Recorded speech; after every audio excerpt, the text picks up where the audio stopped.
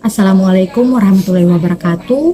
Pertama-tama, marilah kita panjatkan puji dan syukur atas kehadirat Allah Subhanahu wa Ta'ala. Sebelum kami mempresentasikan materi yang berjudul API Arsitektur, terlebih dahulu saya akan memperkenalkan anggota kelompok saya. Yang pertama, Fahrudin Alebe dengan NIM F55122002.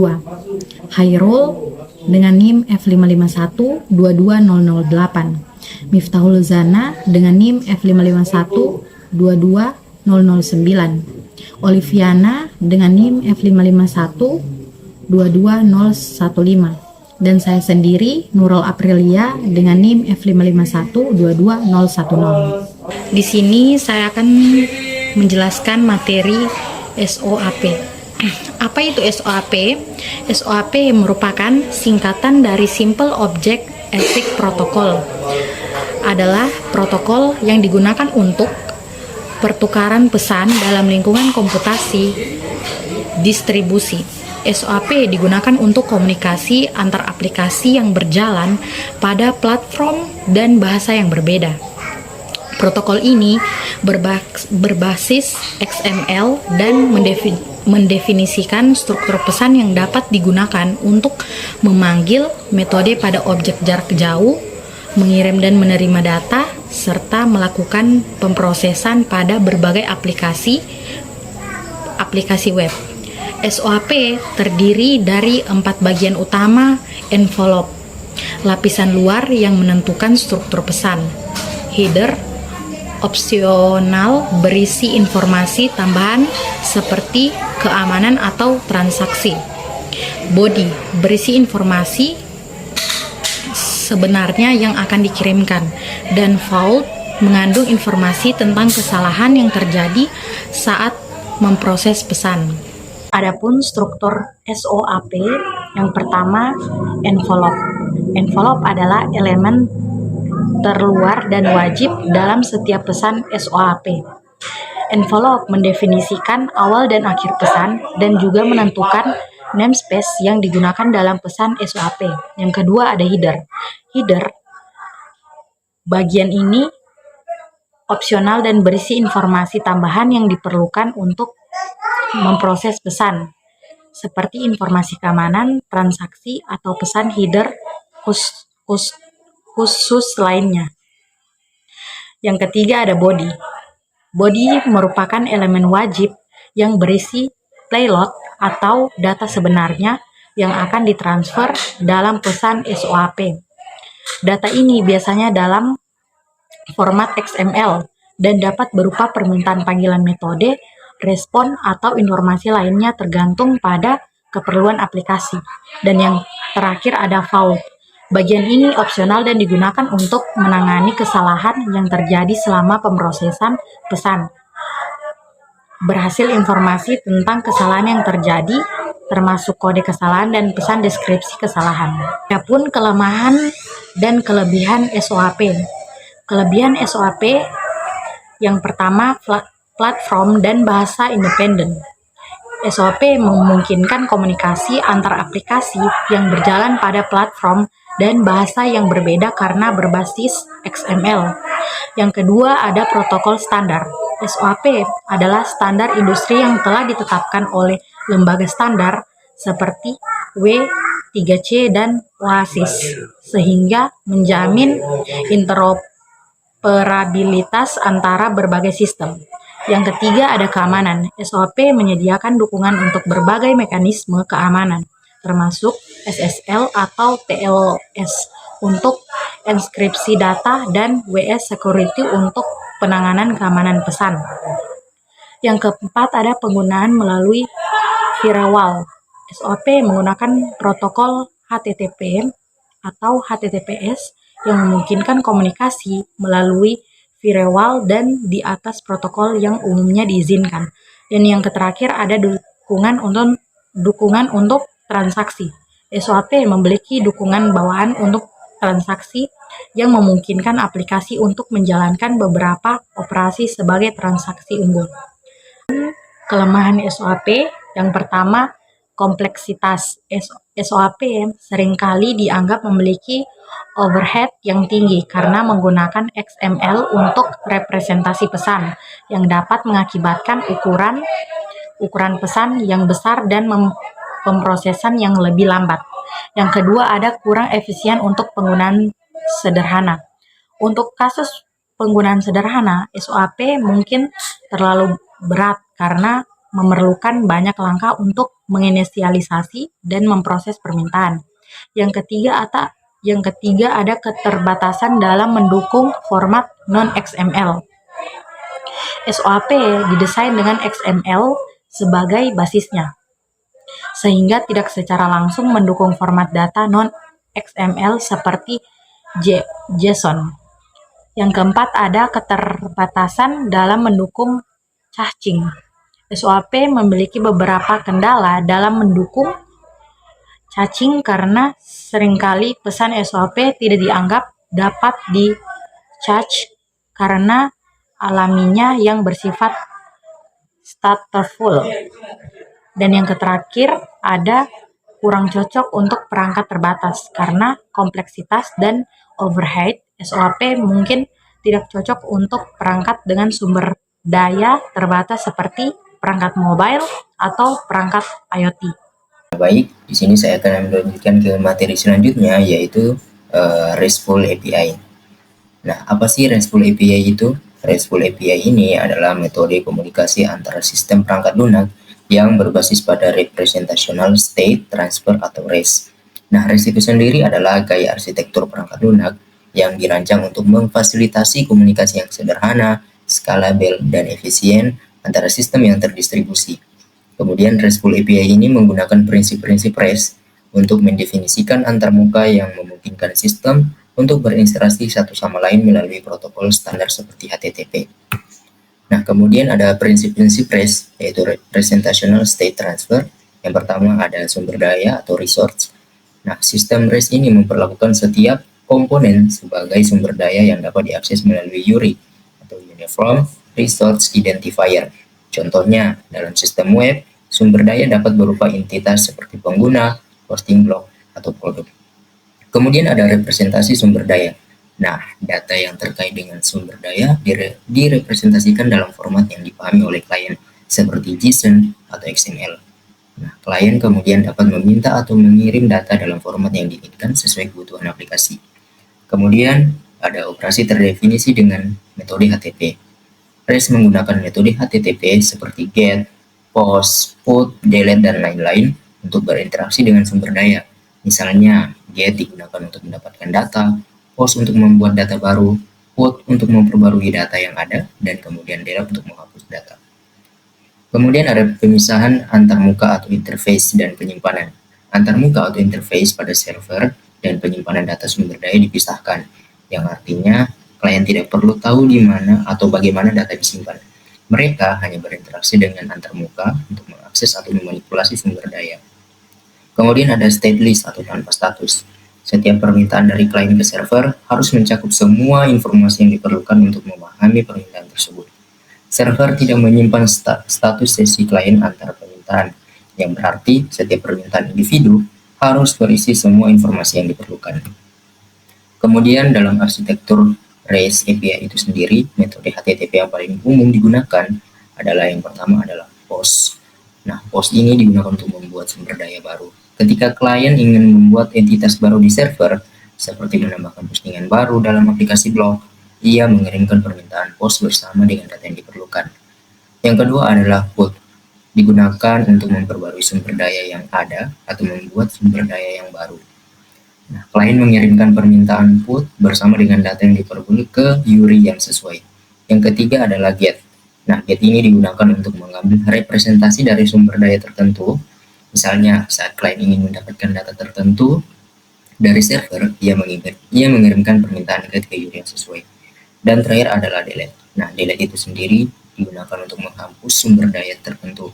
Misalnya, jika klien ingin menghapus identitas tertentu dari server, ia mengirimkan permintaan delete ke URI yang sesuai.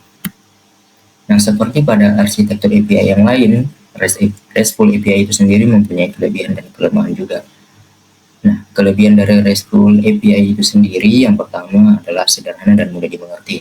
Jelas, arsitektur REST ini didasarkan pada konsep yang sederhana dan mudah dimengerti, seperti penggunaan metode HTTP standar dan representasi data yang umum seperti JSON atau XML. Yang kedua adalah skalabilitas. RESTful API ini mendukung skalabilitas horizontal dengan baik, memungkinkan aplikasi untuk berkembang seiring dengan peningkatan permintaan tanpa mengorbankan kinerja atau ketersediaan. Kemudian ada interpretabilitas. Nah, RESTful API ini menggunakan interpretabilitas antar platform dan bahasa karena menggunakan protokol standar seperti HTTP dan format data yang umum dipahami seperti JSON atau XML. Kemudian ada fleksibilitas dalam representasi. Nah, data RESTful API memungkinkan klien untuk memilih representasi data yang diinginkan, seperti JSON atau XML, tergantung pada kebutuhan aplikasi. Kemudian kelebihan yang terakhir adalah stateless. Nah, RESTful API itu sendiri mempunyai stateless yang artinya setiap permintaan dari klien ke server harus mencakup semua informasi yang diperlukan, yang membuat sistem lebih sederhana dan mudah diatur. Kemudian kelemahan dari RESTful API itu sendiri yang pertama tentunya overhead protokol. Penggunaan HTTP dan representasi data seperti JSON atau XML dapat menyebabkan overhead protokol yang signifikan, terutama untuk aplikasi yang membutuhkan kinerja tinggi atau bandwidth terbatas. Yang kedua, kurangnya standar khusus. Meskipun RESTful API mengikuti prinsip-prinsip umum, tidak ada standar yang ditetapkan untuk implementasinya, yang dapat menyebabkan variasi dalam cara API dibangun dan digunakan. Yang ketiga, keterbatasan operasi. Metode HTTP standar yang digunakan dalam RESTful API seperti GET, POST, PUT, dan DELETE mungkin tidak mencukupi kebutuhan aplikasi yang kompleks seperti operasi transaksional atau validasi input yang rumit. Yang keempat adalah keterbatasan keamanan. Meskipun RESTful API dapat menggunakan mekanisme keamanan seperti HTTPS, implementasi keamanan yang kuat seringkali menjadi tanggung jawab pengembang dan dapat menjadi rumit. Kemudian kelemahan yang terakhir yaitu keterbatasan dalam kontrol ketersediaan. Karena sifat stateless-nya, RESTful API mungkin kurang cocok untuk kasus penggunaan yang memerlukan kontrol ketersediaan atau pemulihan otomatis. Nah, mungkin itu saja materi yang dapat saya sampaikan tentang RESTful API. Untuk selanjutnya akan dijelaskan oleh rekan kelompok saya. Materi mengenai GraphQL. GraphQL adalah sebuah bahasa query atau query language dan runtime lingkungan eksekusi yang dikembangkan oleh Facebook pada tahun 2012 dan kemudian dirilis secara publik pada tahun 2015. GraphQL digunakan untuk mengambil dan memanipulasi data dari server menggunakan sintaksis yang fleksibel dan deklaratif. Dibandingkan dengan model tradisional seperti RESTful API, GraphQL memberikan klien kontrol yang lebih besar atas data yang mereka minta dari server. Dalam GraphQL, klien dapat menentukan struktur data yang mereka inginkan dengan tingkat detail yang sangat persis, sehingga menghindari masalah overfetching, mengambil data yang tidak diperlukan, atau underfetching, memerlukan lebih banyak permintaan untuk mendapatkan data yang diperlukan. Dalam GraphQL, terdapat dua konsep utama yang berperan penting dalam proses pengambilan dan manipulasi data struktur query dan resolver. Yang pertama itu ada struktur query-nya.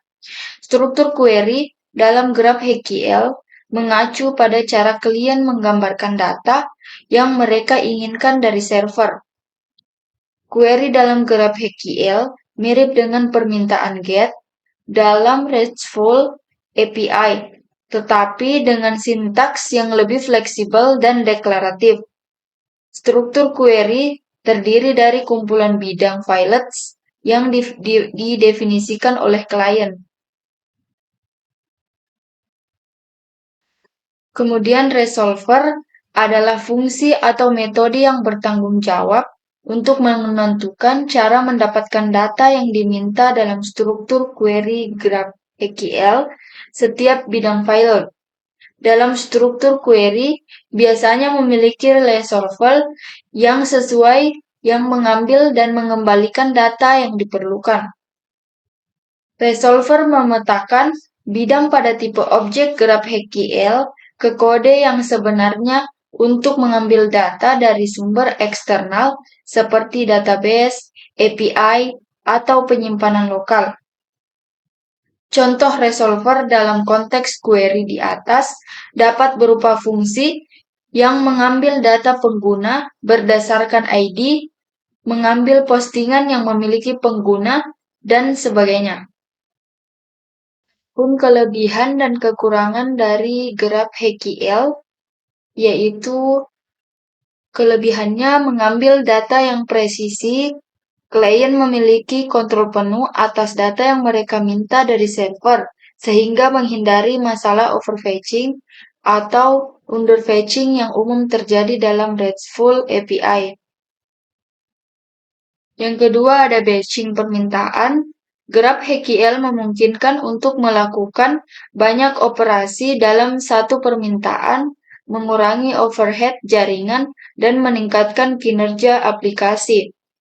Yang ketiga ada tipe sistem yang kuat. GraphQL memiliki tipe sistem yang kuat yang memungkinkan klien dan server berkomunikasi tentang format data yang akan ditransfer sehingga mengurangi risiko kesalahan dan meningkatkan dokumentasi secara otomatis. Yang keempat, fleksibilitas dalam pengembangan. GraphQL memungkinkan tim pengembang untuk secara independen memperbarui skema API tanpa mempengaruhi klien yang ada, karena klien menentukan struktur query mereka sendiri. Dan yang terakhir, dokumentasi otomatis. GraphQL secara otomatis menghasilkan dokumentasi yang jelas dan komprehensif tentang skema API sehingga memudahkan pengguna dan pemahaman API. Kemudian kelemahannya, yang pertama kurangnya cacheability. GraphQL tidak memiliki built-in caching mekanisme, sehingga pengembang perlu mengimplementasikan caching secara manual untuk meningkatkan kinerja aplikasi. Yang kedua, kurangnya perlindungan dari permintaan berat. GraphQL memungkinkan klien untuk membuat permintaan yang kompleks dan berat secara sengaja atau tidak sengaja, yang dapat menyebabkan beban yang berlebihan pada server. Yang ketiga, kurangnya keamanan. Karena klien memiliki kontrol penuh atas struktur query, ini dapat memungkinkan potensi serangan seperti query yang kompleks atau deep nesting yang dapat mengakibatkan denial of service atau overloading server. Yang keempat, kompleksitas dalam implementasi. Meskipun struktur query dalam GraphQL memberikan fleksibilitas yang tinggi, ini juga dapat meningkatkan kompleksitas dalam implementasi server, terutama untuk skema API yang kompleks atau besar. Dan yang terakhir, kurangnya penanganan cacheable states. GraphQL tidak secara langsung menangani state yang dapat di-cache seperti yang dilakukan oleh REST melalui metode HTTP. Selanjutnya yaitu pengertian gRPC. gRPC adalah kerangka kerja atau framework yang dikembangkan oleh Google untuk memudahkan pembangunan layanan terdistribusi berbasis protokol remote procedure call. RPC adalah paradigma pemrograman yang memungkinkan aplikasi untuk memanggil fungsi atau metode lain di mesin tanpa harus tahu detail implementasinya. Mirip dengan cara pemanggilan fungsi lokal, gRPC menggunakan HTTP2 sebagai protokol transportnya yang menyediakan fitur-fitur seperti multiplexing, kompresi data, dan streaming yang membuatnya lebih efisien daripada protokol HTTP1. Ini membuat gRPC sangat cocok untuk pembangunan aplikasi yang membutuhkan komunikasi antar layan yang cepat, ringkas, dan andal terutama dalam lingkungan berbasis komputer. Salah satu fitur unggulan gRPC adalah kemampuannya untuk menghasilkan kode stub client dan server secara otomatis. Dari definisi layanan Protobuf yang membuatnya lebih mudah untuk mulai menggunakan dan mengintegrasikan layanan gRPC dalam aplikasi. gRPC mendukung berbagai bahasa pemrograman termasuk C++, Java, Python, Go, dan banyak lagi, sehingga memudahkan integrasi dengan berbagai platform dan lingkungan pengembangan. Selanjutnya ada langkah-langkah penggunaan protokol Bravers untuk mendefinisikan layanan gRPC. Yang pertama yaitu mendefinisikan layanan dan pesan Anda mulai dengan mendefinisikan layanan dan pesan Anda menggunakan format protobuf. Ini melibatkan membuat file proto yang berisi definisi pesan dan layanan Anda. Yang kedua yaitu mengkompailisasi file proto. Setelah Anda mendefinisikan layanan dengan pesan Anda dalam file proto, Anda perlu mengkompailisasi file tersebut menjadi kode stub client dan server. Anda dapat menggunakan protokol compiler untuk melakukan ini. Yang ketiga yaitu menerapkan layanan server. Anda kemudian harus membuat implementasi layanan server Anda. Anda akan membuat layanan server gRPC Anda menggunakan kode yang dihasilkan dari langkah sebelumnya. Anda harus mengimplementasikan metode-metode yang dibentuk oleh layanan protobuf Anda. Yang keempat yaitu membuat klien. Setelah server selesai, Anda dapat membuat klien yang akan memanggil metode-metode yang ditentukan dalam layanan protobuf Anda. Anda juga akan menggunakan kode yang dihasilkan dari langkah kedua untuk membuat klien, menjalankan server dan klien. Terakhir, Anda harus menjalankan server Anda dan menguji klien Anda untuk memastikan bahwa layanan gRPC Anda berfungsi seperti yang diharapkan. Selanjutnya ada kelebihan dan kelemahan dari gRPC. Kelebihannya, yang pertama yaitu kinerja yang tinggi. gRPC menggunakan protokol HTTP2 yang mendukung fitur-fitur seperti multiplexing, kompresi data, dan streaming sehingga memungkinkan kinerja yang lebih tinggi daripada protokol HTTP1. Kemudian yang kedua, efisien dalam penggunaan bandwidth. Dengan menggunakan protobuf untuk serialisasi data, gRPC menghasilkan payload yang lebih kecil dibandingkan dengan format data seperti JSON atau XML, sehingga mengurangi penggunaan bandwidth. Yang ketiga, dukungan multiplexing. gRPC mendukung multiplexing yang memungkinkan klien untuk melakukan banyak permintaan secara paralel melalui koneksi yang sama, mengurangi latensi dan overhead jaringan. Kemudian, kode stub otomatis. gRPC menyediakan alat pembangkit kode yang dapat menghasilkan kode stub klien dan server secara otomatis dari definisi layanan protobuf sehingga memudahkan pengembangan untuk mulai menggunakan dan mengintegrasikan layanan gRPC.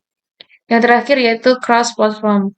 gRPC mendukung berbagai bahasa pemrograman termasuk C++, Java, Python, Go, dan banyak lagi, sehingga memungkinkan integrasi dengan berbagai platform dan lingkungan pengembangan. Kemudian kelemahan yang pertama yaitu kurangnya dukungan untuk browser. gRPC tidak mendukung browser secara langsung karena mayoritas browser tidak mendukung protokol HTTP2 secara natif. Ini membatasi penggunaan gRPC untuk aplikasi di sisi server atau dalam lingkungan aplikasi terdistribusi. Kemudian kurangnya dukungan cacheability, gRPC tidak memiliki built-in caching mekanis, sehingga pengembangan perlu mengimplementasikan caching secara manual untuk meningkatkan kinerja aplikasi. Kemudian kompleksitas pengembangan. Meskipun gRPC menyediakan pengembangan layanan terdistribusi dalam beberapa hal, kompleksitas dapat meningkatkan dalam kasus-kasus penggunaan yang lebih kompleks, terutama dalam hal manajemen status, error handling, dan keamanan. Kemudian keterbatasan kompatibilitas. Karena gRPC menggunakan protokol HTTP2, ada berbagai kendala kompatibilitas dalam lingkungan yang tidak mendukung HTTP2, meskipun dukungan untuk protokol ini semakin meluas. Yang terakhir yaitu kurangnya pemahaman. Karena masih relatif baru, mungkin ada kurangnya pemahaman dan sumber daya untuk gRPC dibandingkan dengan solusi yang lebih mapan seperti RESTful API. Meskipun adopsinya terus meningkat. Baik, di sini saya akan melanjutkan penjelasan mengenai arsitektur API yang kelima, yang dimana yang bagian kelima yaitu WebSockets. Nah, di mana pengertian dari WebSockets adalah protokol komunikasi dua arah yang berbasis TCP yang memungkinkan klien dan server untuk berkomunikasi secara real time dalam lingkungan web. Dibandingkan dengan protokol HTTP tradisional yang bersifat request response dan stateless, WebSocket memungkinkan membangun aplikasi yang lebih interaktif dengan mengizinkan aliran data yang konsisten antara klien dan server. Nah, adapun perbedaan antara WebSockets dan HTTP. Pertama, dari segi sifat komunikatif. Nah, di sini HTTP adalah protokol stateless yang berbasis permintaan dan tanggapan. Setiap permintaan dan klien dianggap sebagai entitas terpisah dan tidak ada koneksi yang terpatahkan antara permintaan. Sedangkan WebSockets adalah protokol komunikasi dua arah yang memungkinkan koneksi yang terus terbuka antara klien dan server. Nah, selanjutnya dalam segi metode transport, di mana HTTP ini menggunakan protokol TCP untuk melakukan komunikasi antara klien dan server. Sedangkan WebSockets juga menggunakan protokol TCP, tetapi dia memperkenalkan koneksi yang persisten antara klien dan server adalah handshake awal. Nah, selanjutnya dalam segi handshake awal, di mana HTTP ini melakukan permintaan, HTTP memerlukan handshake awal yang terdiri dari permintaan dan dari klien dan tanggapan dari server. Nah, sedangkan WebSockets juga memerlukan handshake awal, tetapi setelah koneksi terbentuk, koneksi tetap terbuka untuk pertukaran data yang terus-menerus. Nah, dalam segi tujuan, di mana HTTP ini digunakan untuk pertukaran dokumen dan data antara klien dan server, biasanya dalam bentuk halaman web atau API RESTful. Nah, selanjutnya yaitu di bagian overhead, dalam segi overhead dan efisiensi, karena dalam HTTP ini setiap permintaan memerlukan handshake awal yang berulang. HTTP memiliki overhead yang lebih besar dibandingkan dengan WebSockets untuk komunikasi real time. Nah, sedangkan di bagian WebSockets, dia memiliki overhead yang lebih kecil karena koneksi tetap terbuka dan hanya memerlukan overhead header yang minimal setelah handshake awal. Nah, selanjutnya bagian kelebihan dan kelemahan dari WebSockets ini. Nah, di mana kelebihannya ada beberapa. Yang pertama yaitu komunikasi real time, di mana WebSocket ini memungkinkan komunikasi real time dua arah antara klien dan server. Nah, yang kedua yaitu koneksi persisten, di mana WebSockets juga mempertahankan koneksi terbuka antara klien dan server setelah handshake awal untuk mengurangi overhead yang terkait dengan membuat koneksi baru untuk setiap permintaan seperti pada HTTP. Nah, yang ketiga yaitu efisiensi dan performa. Karena dalam koneksi tetap terbuka, WebSockets ini memiliki overheads yang lebih kecil dan dapat lebih efisien dalam penggunaan bandwidth. Nah, yang keempat, dukungan cross-domain, di mana WebSockets ini mendukung komunikasi cross-domain tanpa memerlukan tindakan tambahan seperti cross-origin resource sharing yang dibutuhkan untuk beberapa metode komunikasi HTTP. Dan yang terakhir yaitu penggunaan yang luas. Nah, ini WebSockets ini telah didukung oleh mayoritas browser, modern dan server web, dan telah diadopsi secara luas dalam pengembangan aplikasi web real-time. Nah, adapun kelemahan dari WebSockets ini, yang pertama yaitu kesulitan dalam penanganan error.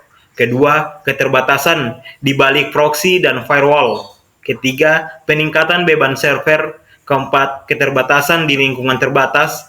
Dan kelima, kurangnya dukungan untuk beberapa bahasa pemrograman. Selanjutnya, masuk ke bagian arsitektur API yang ketujuh, yaitu webhook. Nah, di mana webhook ini adalah metode komunikasi otomatis antara aplikasi dan layanan eksternal yang memungkinkan suatu aplikasi mengirimkan data secara langsung ke layanan eksternal ketika suatu peristiwa terjadi tanpa perlu polling terus-menerus. Nah, secara umum, saat suatu peristiwa terjadi dalam suatu aplikasi seperti pembuatan posting baru dalam blog atau pembayaran dalam sistem e-commerce, aplikasi dapat memicu webhook yang kemudian mengirimkan HTTP post request ke URL yang ditentukan untuk memberitahu layanan eksternal tentang peristiwa tersebut. Nah, selanjutnya ada cara kerja dari webhook ini. Di sini perlu kita simak bersama cara kerja dari webhook ini. Yang pertama, registrasi webhook.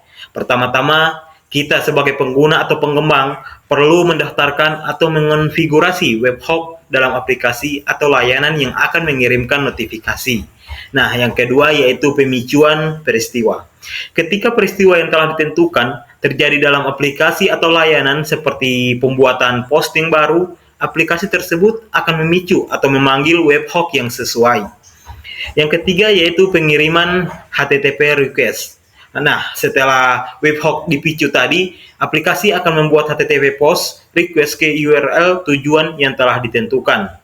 Yang selanjutnya penanganan oleh layanan penerima, di mana layanan eksternal yang telah mendaftar webhook akan menerima HTTP request yang dikirimkan oleh aplikasi pengirim. Layanan ini kemudian akan menangani request tersebut sesuai dengan logika bisnis yang telah ditetapkan. Nah, selanjutnya yaitu aksi atau respon. Setelah menerima request webhook, layanan penerima dapat menjalankan aksi tertentu berdasarkan data yang diterima. Ini bisa termasuk memperbarui data, mengirimkan notifikasi kepada pengguna, menjalankan proses tambahan, atau melakukan tindakan lain sesuai dengan kebutuhan aplikasi. Nah, selanjutnya yaitu konfigurasi pengiriman, di mana beberapa aplikasi atau layanan yang mengirimkan webhook mungkin juga mengharapkan konfirmasi pengiriman dari layanan penerima. Ini bisa berupa dari kode status HTTP yang menunjukkan bahwa permintaan berhasil diterima atau respon yang disesuaikan dengan yang dikirimkan kepada pengirim. Nah, selanjutnya yaitu kelebihan dan kelemahan dari webhook ini. Nah, di sini bisa kita lihat bersama kelebihan webhook itu yang pertama, real time. Webhook menggunakan aplikasi untuk berkomunikasi secara real time dengan layanan eksternal, sehingga memungkinkan respon cepat terhadap peristiwa yang terjadi. Nah, kedua, efisiensi. Dibandingkan dengan polling terus-menerus untuk memeriksa perubahan, penggunaan webhook mengurangi beban pada server karena hanya mengirimkan notifikasi ketika peristiwa terjadi. Ketiga, fleksibilitas. Webhook memungkinkan integrasi yang lebih fleksibel antara aplikasi dan dari layanan eksternal karena memungkinkan pengguna untuk menentukan URL tujuan dan jenis peristiwa yang akan memicu notifikasi. Yang keempat, terukur dan pelacakan. Nah, dengan webhook ini, kita sebagai pengguna dapat melacak dan memonitor peristiwa yang dipicu dan menerima notifikasi langsung saat terjadi. Nah, selain ada kelebihan, tentunya juga dari webhook ini ada kelemahan. Yang pertama, yaitu ketergantungan pada koneksi. Karena webhook ini memerlukan koneksi yang andal antara aplikasi pengirim dan penerima. Kegagalan koneksi dapat mengakibatkan kehilangan notifikasi atau kurangnya respon terhadap peristiwa yang terjadi.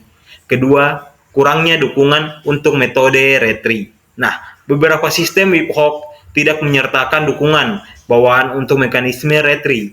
Jika ada kegagalan pengiriman notifikasi, ini dapat mengakibatkan kehilangan notifikasi jika terjadi kegagalan sementara. Nah, yang ketiga yaitu kesulitan dalam manajemen, di mana manajemen dan pemantauan webhook yang banyak dari kompleks dapat menjadi sulit bagi pengguna, terutama dalam skenario di mana ada banyak peristiwa yang harus dipantau. Keempat, yaitu keamanan. Webhook dapat menjadi sasaran serangan jika tidak diimplementasikan dengan benar. Penggunaan HTTP tanpa enkripsi atau validasi yang buruk dapat memungkinkan serangan seperti man in the middle atau serangan pengalihan URL. Nah, yang terakhir yaitu keterbatasan protokol. Nah, webhook ini biasanya bergantung pada protokol HTTP yang memiliki keterbatasan seperti tidak dapat menangani koneksi terputus atau pemrosesan secara asinkron. Ini bisa menjadi masalah dalam beberapa kasus penggunaan yang kompleks. Sekian presentasi kami pada kali ini. Saya akhiri, wabillahi taufiq wal hidayah. Wassalamualaikum warahmatullahi wabarakatuh.